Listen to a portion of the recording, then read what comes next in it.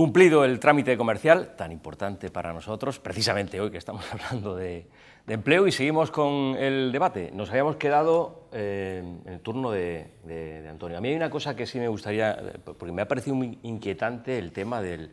Se está hablando mucho del cambio de modelo en Granada y que de repente no... Y se nos está vendiendo mucho esto, además, que no esté dando los resultados. En fin, aparte de que cuentas lo que tú quieras contar, pero sí me gustaría que hicieseis diese una pincelada de este asunto.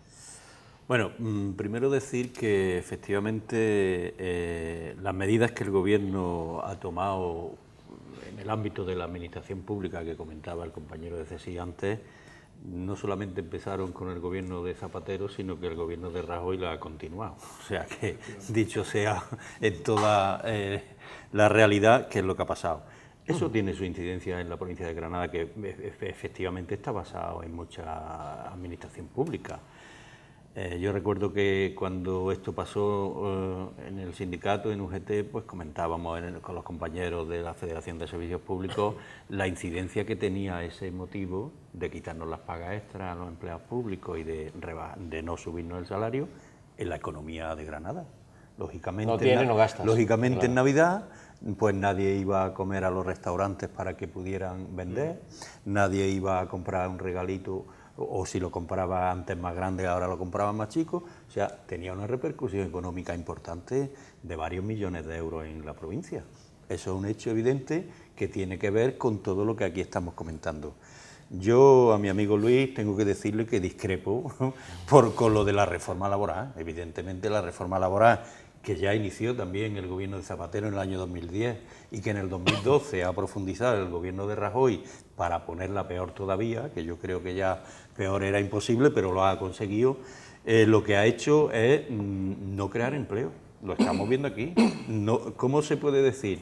Yo en las pasadas elecciones autonómicas, cuando escuchamos en los debates políticos que el presidente del gobierno viene a Andalucía y dice un día que va a crear 500.000 puestos de trabajo, y a los 2 o 3 días viene a apoyar a su candidato y dice que va a crear 1 millón, pues dice, bueno, pues esto es que tendrá una chistera de Rajoy y sacará aquí 500.000 puestos. Pues falta hacía, desde luego, pero aquí en Granada no se nota. Ya está bien de engañar a la gente. Los puestos de trabajo efectivamente los crean los empresarios, pero los trabajadores también cuentan en este asunto, porque si el empresario, que es verdad que hace su esfuerzo y es verdad que pone su capital y es verdad que pide su riesgo, si no cuenta con la otra parte, que es un trabajador, una trabajadora, que cumpla con su horario, que cumpla con su función, que atienda debidamente a la persona que va a comprar o al que va a tomarse una cerveza, que atienda debidamente al que va a hospedarse en un hotel, que atienda debidamente al que va a esquiar a la sierra, pues es una combinación binaria que tenemos que tener la parte empresarial y que tenemos que tener la parte de los trabajadores. Pero lo hemos comentado antes, ¿cómo vemos que en Granada, en la Semana Santa, que hace 4 días, estaba esto lleno, no podía andar por las calles? Coño, y luego, perdón. No pasa nada. y luego, pues resulta que a los trabajadores de la hostelería pues no quieren aplicarle su convenio. ¿Y cómo pueden decir los empresarios que ganan menos cuando están llenos los hoteles? Yo sé la respuesta, o casi me la imagino, es que han bajado mucho los precios, es que las habitaciones están más baratas, es que ahora la competencia... Bueno, lo que usted quiera, pero el hotel está lleno, ¿eh? Y los bares están llenos, y por la calle están la gente paseando y compra zapatos y compra ropa y compra no sé qué. Luego la economía se mueve, porque no, en ese aspecto en concreto no cumple la parte empresarial con el convenio colectivo que le corresponde a esas personas.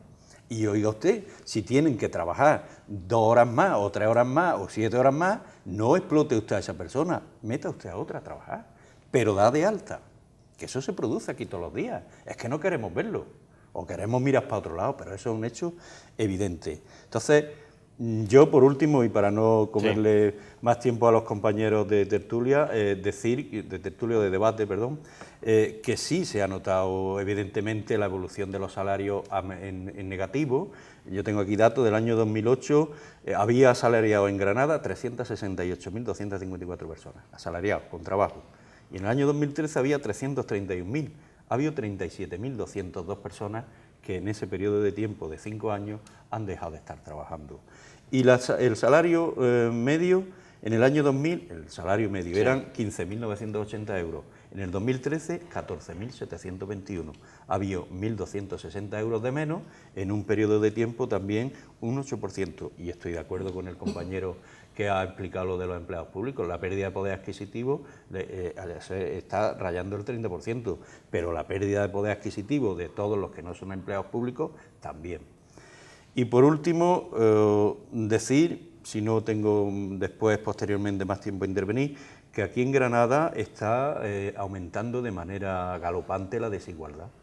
Casi un 30% de granadinos y granadinas está en riesgo de pobreza. Están en exclusión social y la mayoría de ellos están excluidos de la protección por desempleo. O sea, ni tienen desempleo, ni tienen trabajo y están en la exclusión. Y ese es un tema que también viene propiciado y aumentado por todo esto que estamos comentando aquí. Ricardo.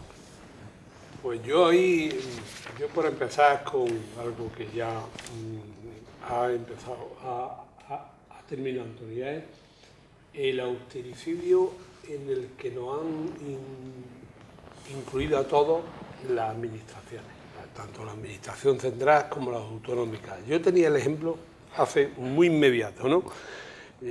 Los tres que estamos aquí somos empleados públicos. Mi compañera, mi mujer, es empleada pública también, y tuvo la mala suerte el día 18 de caerse y romperse la cabeza del radio. Le han quitado, a fecha día de hoy, 500 euros de su salario.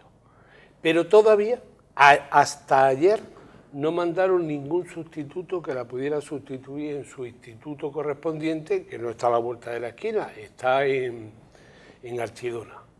Por lo tanto, parece que descaradamente la administración no está dedicando esos 500 euros que le quita al empleado público para hacer la necesaria sustitución, porque resulta que ha estado 26 días sin cubrir una baja que se preveía que al menos tuviera como 4 o 5 semanas. Estamos hablando de una fractura de un hueso completa y parece que no es una luxación al uso que pueda resolverse rápidamente.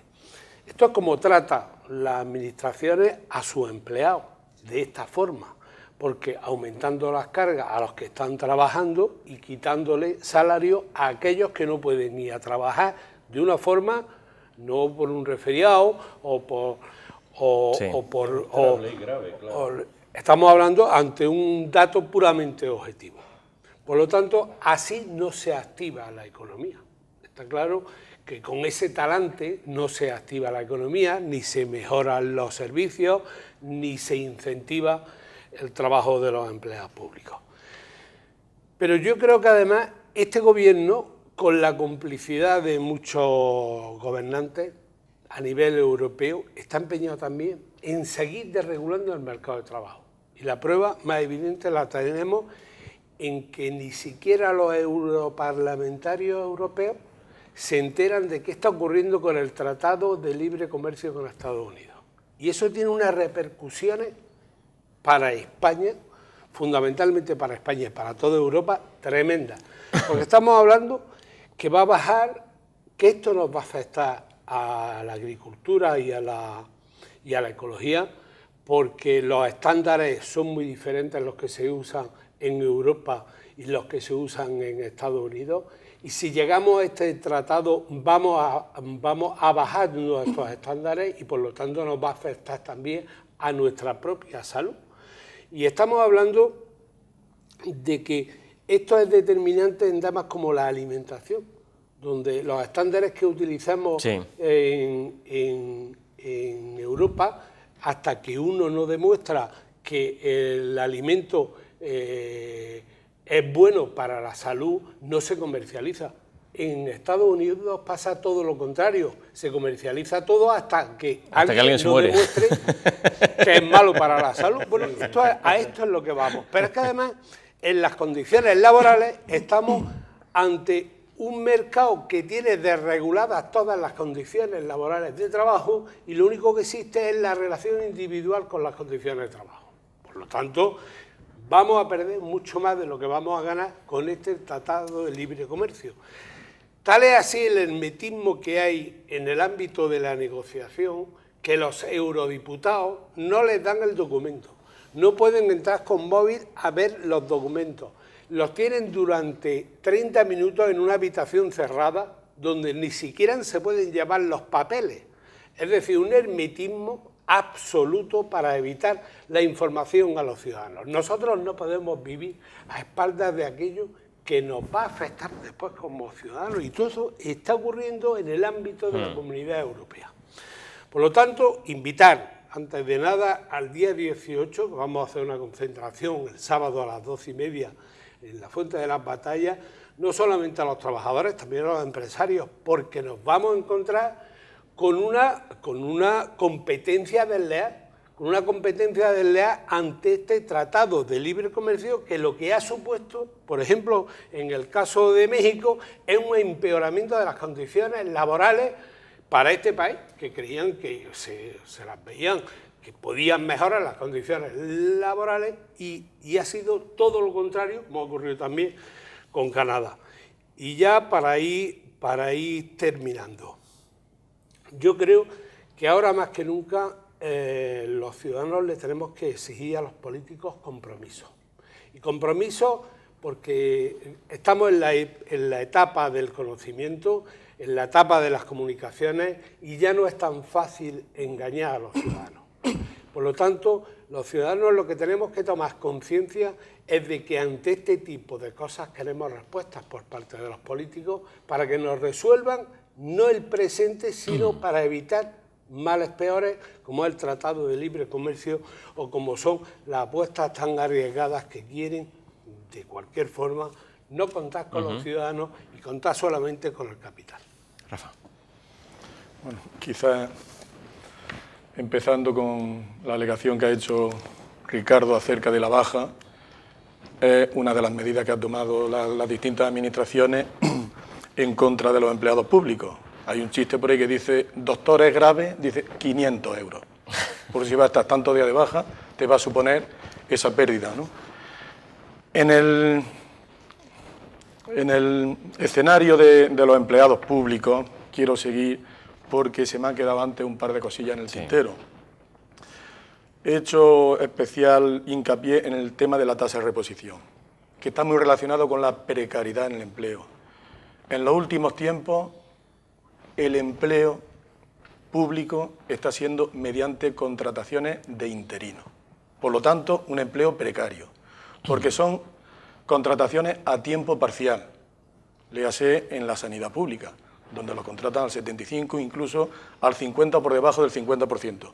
Y luego tienen que cubrir servicios de compañeros que le corresponden sus determinados días por vacaciones o por lo que sea, tienen que cubrirse sin que haya cobertura de esa ausencia. De la misma manera que no se cubren las bajas. Las bajas en función de las distintas administraciones, en enseñanza, como son 15 días, la renovación cada 15 días, pues dice, o cada 20, bueno, sí, pero que hay que renovarlo cada 15 días, la administración dice, a ver si te dan el alta, a ver si te dan el alta. De manera que se pasan los meses y no han puesto a una persona allí. Con lo cual, eso que se ahorra las administraciones, ¿no? En el tema de la Administración de Justicia llegan hasta los 3 meses. Es decir, si se prevé que la baja va a ser por debajo de los 3 meses, no se cubre. Exactamente. Así tenemos el colapso en la justicia o en la sanidad, el colapso que tenemos en las listas de espera, los episodios que nos encontramos de violencia hacia los empleados públicos en el tema de la enseñanza, en el tema de la sanidad. Pareciera que el que tiene la culpa de esa tardanza o de esa espera es el facultativo que te tiene ahora que atender, ¿no? Entonces, un aspecto que veo muy importante y que las administraciones deberían luchar por ello es por la dignificación de los empleados públicos. Dignificación del empleado público, el gran papel que hace en esta sociedad. Y entre otras cosas hace un gran papel porque un sistema de oposición libre, con esos principios constitucionales de igualdad, mérito, capacidad, garantiza la independencia de la administración de turno. Es decir, el empleado público se debe a su trabajo, que ha sacado con sacrificio después de sus estudios, de sus oposiciones. Y entonces es garante de esa libertad, sea quien sea tu patrón, tu empresario, tu jefe. Eso es importantísimo. Entonces he dicho, dignificación de los empleados públicos. El tema también de la externalización que se está dando en todas las administraciones, la privatización de los servicios públicos. Ahora te mando a hacer una placa y te la tiene que hacer tal empresa porque no tengo aquí los recursos necesarios para poder hacértelo. O el aumento de la enseñanza privada, cuando a todos los políticos les gusta decir fomento de la enseñanza pública, de la sanidad pública. Entonces, vemos que no es cierto, ni en unas administraciones ni en otras, porque ahora se está viendo mucho en Madrid, que si la sanidad privada, lo mismo que está pasando en Andalucía o en Granada, ¿no? El tema de la oferta de empleo público. 18 años en sanidad y han sacado 4 ofertas públicas de empleo, en 18 años. De manera que ahora se están cubriendo esas bajas mediante interinidades, como he dicho. Pongamos que la media de trabajo de una persona son 35 años a lo largo de su vida. Si tenemos 70.000 docentes en Andalucía, significa que cada año se jubilarían 2.000 personas. Bueno, pues ahora sale una oferta pública de empleo de enseñanza, yo creo que es para tapar las vergüenzas, las distintas administraciones, de 1.000 plazas, cuando hace 2 años fue de 100. Entonces, ¿cómo se está cubriendo? Con empleo precario, con empleo interino. El tema de la privatización en la enseñanza. Yo me gustaría, porque poca gente sabe que Granada Capital, el 70% de los niños, el 70% está en la concertada privada. Solamente la enseñanza pública cubre un 30%. Yo como padre, a la hora de que exigir unos servicios públicos de calidad, las administraciones deberían mostrar a la sociedad de que si yo tengo que optar, opte por la enseñanza pública, porque da unos servicios al menos iguales o mejores que los servicios privados. Y ya para terminar, si me permitís, me gustaría hacer una apuesta decidida aquí por el mantenimiento de los servicios públicos e invitar a todas las fuerzas sindicales, a todos los agentes sociales, de ir todos en la misma dirección. Estamos viviendo, a pesar de la bonanza económica que parece que van diciendo por ahí, unas situaciones muy difíciles de privatización, en Correos, que no quiero ni mencionarlo, y en otros ámbitos. De manera que la apuesta pública, la apuesta es por unos servicios públicos de calidad y por la dignificación de los empleados públicos. Luis. Bueno, vamos, primero no sabía lo de tu mujer, que se recupere, pero no lo habíamos comentado, Bueno, aquí como ejemplo, bueno, si conocéis el gen del autónomo, ¿no? O sea, imaginaros eso mismo como autónomo. O sea, ¿qué haces con tu tienda? ¿Qué haces con tu taller? Es decir, ahí se te recuperan todas las enfermedades rapidísimamente, no te queda otra, ¿no? Porque tienes que seguir para adelante, ¿no?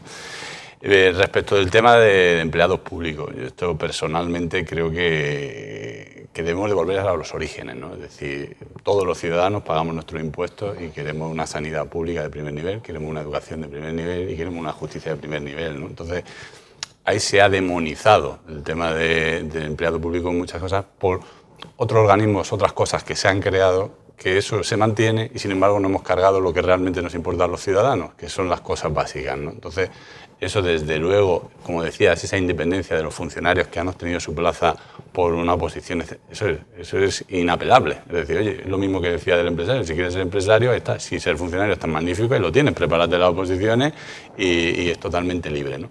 Entonces, por supuesto, totalmente de acuerdo, eso hay que recuperarlo y no queda otra, y por supuesto, todo lo que hemos hablado de violencia, etcétera, etcétera, absolutamente reprobable, ¿no? Respecto a nuevas tecnologías, preguntabas tú, decía que no quedaba otra, es decir, los datos están ahí, el paso es poco a poco en cuanto a lo que vamos viendo año a año, pero el peso en la economía ya es una realidad, es decir, todo el tema de tecnología y biotecnología ya ocupa un 7% de nuestro PIB de nuestra provincia. Esto es de las pocas cosas en las que Granada destaca positivamente, y destaca positivamente igualmente en creación de empleo y en creación de beneficio y de riqueza, en este caso, por parte de las empresas que están en este sector. Aquí sí que lo tengo que decir, las empresas de este sector están funcionando muy bien, están avanzando y mejoran mejor que la media nacional. Es decir, la media nacional en el sector tecnológico y biotecnológico, sobre todo tecnológico, TIC, está decreciendo, ¿no?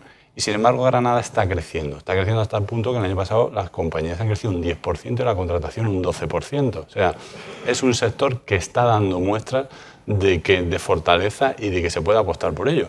Y algo que es muy importante, en el sector biotecnológico tenemos una apuesta tremenda que es el PTS, que va despacio, pero que creemos que tenemos que seguir apoyando entre todos.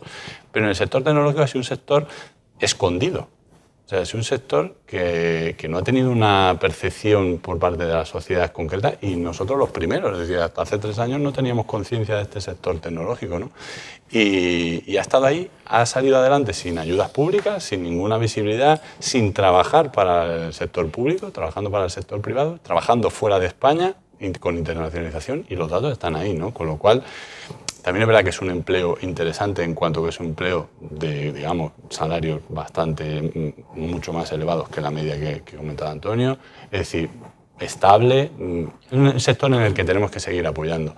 Y lo decía Ricardo, he leído algo al respecto, pero sobre todo conozco un poco más la situación que se ha producido en México, el tema del libre comercio con Estados Unidos, pero es que esa competencia ya tienen las compañías españolas. Hablábamos antes, es decir, las empresas que mejor han sobrevivido a esta crisis han sido las empresas que han apostado por innovación, nuevas tecnologías, y las empresas que han salido fuera a vender, ¿no?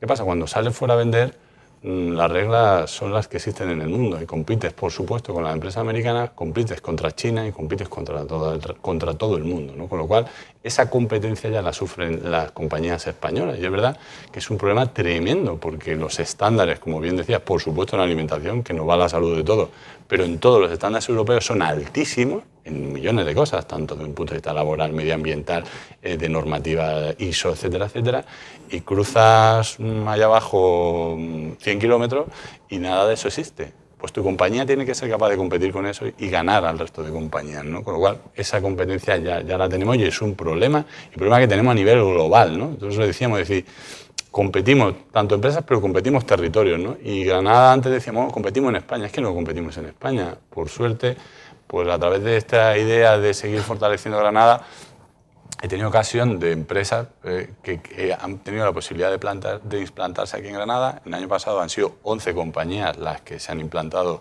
a raíz de esta iniciativa, en la que, como decimos, participamos todas las administraciones y sindicatos, y su competencia se encontraba entre la India, Polonia o Shanghái. Claro, te viene una persona que está decidiendo con un mapa mundi de dónde situarse, ¿no? Bueno, pues 11 de ellas han conseguido venirse aquí, las características de Granada las conocemos todos y bueno, pues ahí está. Entonces, tenemos que seguir trabajando, el peso en la economía ya existe y tenemos que ir logrando que eso se siga creciendo y sigamos funcionando, ¿no? Pero que es una realidad, o sea, lo digo también para los espectadores que decían, oye, va poco a poco, querríamos que fuese mucho más rápido, pero que es una realidad en el PIB de la provincia, en el empleo también, y algunos ejemplos de compañías interesantes y que se salen de esta media, además, son compañías que ya han tenido un tamaño superior porque necesitan ese tamaño para poder competir, para poder vender fuera, y la verdad es que se está haciendo un buen trabajo que tenemos que seguir, y coincido con Ricardo.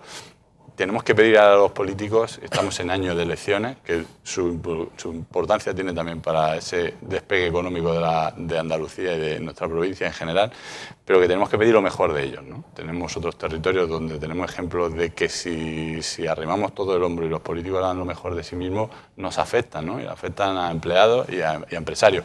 Y ahora que he dicho empleados, reiterar 100% lo que ha dicho Antonio, es decir, en este tamaño de empresa, cuando tú tienes una compañía de 500, 600 trabajadores, el empleado es súper importante, es decir, porque es la cara de la compañía, del capital que hablamos, ¿no?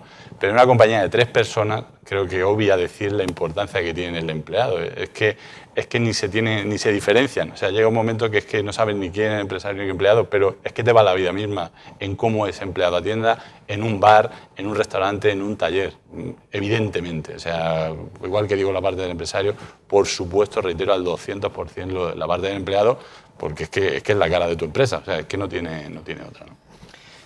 Bueno, pues después... Sí. Si me permitís, no, es una cuestión ya...